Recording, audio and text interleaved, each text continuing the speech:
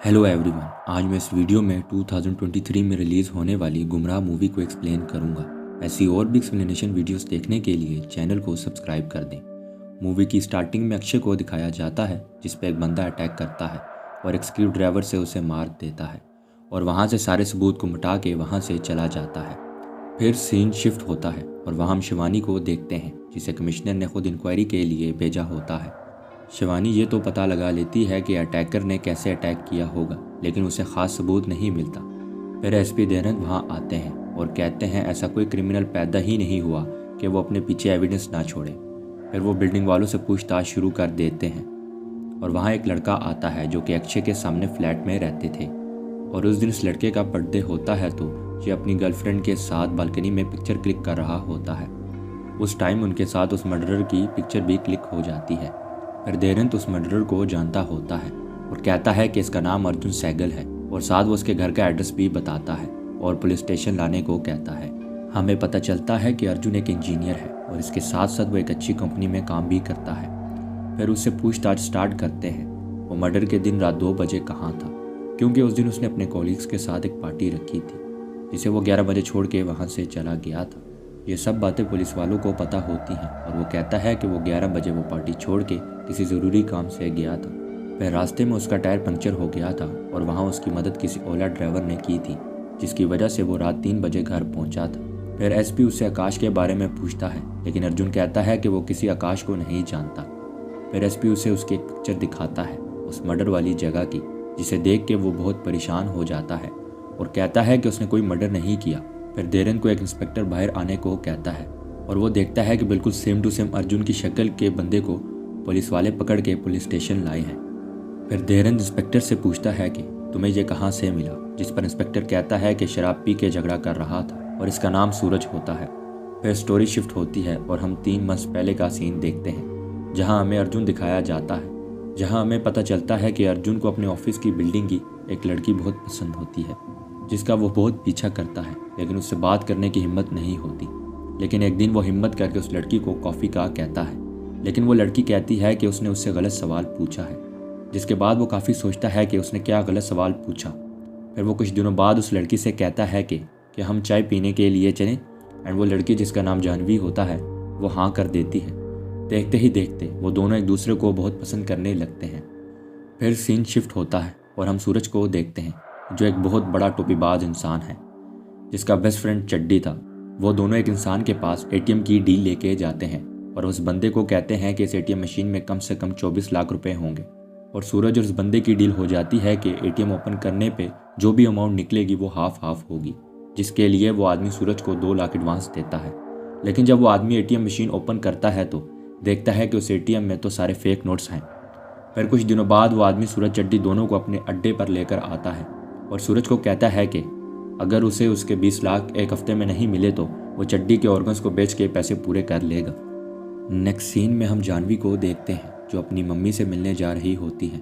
उसी वक्त अर्जुन एयरपोर्ट पे आके जानवी को सरप्राइज कर देता है। दूसरी तरफ सूरज किसी से पैसे लेके जुआ खेलने लगता है ताकि वो उस आदमी को पैसे दे दे, क्योंकि उसने एक हफ्ते का टाइम दिया होता है। लेकिन सूरज वो पैसे भी हार जाता है। फिर सूरज के दोस्त चड्डी को वो लोग ले जाते हैं क्योंकि उन्हें अब पता चल गया था कि सूरज के पास जो पैसे हैं वो भी हार चुका है, तो वो उनके पैसे कैसे लुटाएगा। लेकिन उसके पास अभी भी 2 दिन होते हैं उन पैसों को इकट्ठा करने के लिए। फिर हमें अर्जुन को दिखाया जाता है कि वो जिस बिल्डिंग पे काम कर रहा होता है उसके सारे फ्लैट सेल हो गए हैं और इसी बात की वहाँ सेलिब्रेशन चल रही होती है। लेकिन किसी ज़रूरी काम की वजह से अर्जुन को वो पार्टी छोड़नी पड़ती है और ये रात वही मर्डर की रात होती है। फिर सीन प्रेजेंट में शिफ्ट होता है एंड एसपी सर कहते हैं कि किसी को ये पता नहीं चलना चाहिए कि ये दोनों सेम पुलिस स्टेशन में मौजूद हैं। फिर पुलिस इंस्पेक्टर शिवानी सूरज से पूछताछ करने लगती है, लेकिन वो उसका सही से आंसर नहीं कर पाता। फिर उसको जब पुलिस वाले मारने लगते हैं तो वो लाश बताने लगता है, जिससे पुलिस वालों को डर लगता है कि कहीं इसे मारा तो इल्ज़ाम अपने ऊपर ही आएगा। यहाँ पर हमें एक और चीज़ का पता चलता है कि एसपी धीरन अर्जुन को फंसाना चाहता है और वो सूरज को बचाना चाहता है, लेकिन उन्हें कोई भी खास एविडेंस नहीं मिलता। फिर फोरेंसिक टीम को अक्षय के नाखून में से एक बाल मिलता है और उस बाल को उन दोनों के डीएनए से मैच करते हैं ताकि पता चले कि उन दोनों में से मर्डरर कौन है। लेकिन जब उसका रिजल्ट आता है तो वो चौंक जाते हैं क्योंकि वो दोनों से 100% मैच करता है। फिर वो डॉक्टर शिवानी से कहता है कि ऐसा तभी होता है जब सस्पेक्ट आइडेंटिकल ट्विंस हों, इससे उन्हें ये पता चल जाता है कि सूरज और अर्जुन दोनों आइडेंटिकल ट्विंस हैं। फिर धीरेन अर्जुन से इन्वेस्टिगेशन कर रहा होता है और उसे बहुत बुरी तरह टॉर्चर भी करता है। ये सब शिवानी देखती है और एक कांस्टेबल से पूछती है कि धीरेन सर ऐसा क्यों कर रहे हैं। और वो कांस्टेबल शिवानी को सारी स्टोरी बताता है कि कुछ सालों पहले धीरेन सर की बेटी एक लड़के के साथ भाग गई थी और उनकी शादी कराने में अर्जुन ने बहुत हेल्प की थी। लेकिन उस टाइम धीरेन सर अर्जुन को उस केस में फंसाना चाहते थे, लेकिन उनकी बेटी ने आके कोर्ट में ये बयान दिया था कि अर्जुन का इससे कोई लेना देना नहीं है और अर्जुन बच गया। लेकिन अब वो उससे बदला लेना चाहते हैं क्योंकि उन्हें रीज़न मिल गया है। नेक्स्ट सीन में अर्जुन को एक कांस्टेबल वॉशरूम लेके जाने लगता है, लेकिन अर्जुन उस पर अटैक करता है और वहाँ से भागने की कोशिश करने लगता है।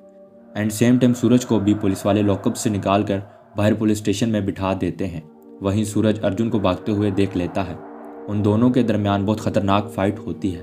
फिर उन दोनों को पुलिस वाले छुड़वाते हैं और उनसे पूछताछ स्टार्ट कर देते हैं कि क्या वो एक दूसरे को जानते हैं। और फिर अर्जुन और सूरज अपनी स्टोरी शुरू करते हैं और वो कहते हैं कि उनकी बहुत हैप्पी फैमिली थी, लेकिन उनके फादर घर में खर्चा नहीं देते थे, लेकिन उनकी मदर को जुआ खेलने की बहुत बुरी आदत थी और उनसे वो जो भी जीतती थी उन दोनों के लिए टॉयज लेके आती थी।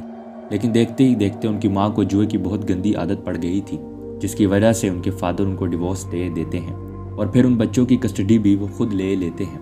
लेकिन फिर भी उनकी मदर उनसे मिलने आती थी।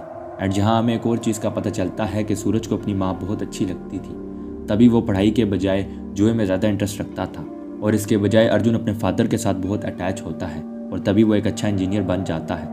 फिर हम देखते हैं कि उनकी मदर को शराब की भी बहुत बुरी आदत पड़ गई थी उन बच्चों की याद में और उसी की ओवरडोज की वजह से उनकी मौत हो जाती है।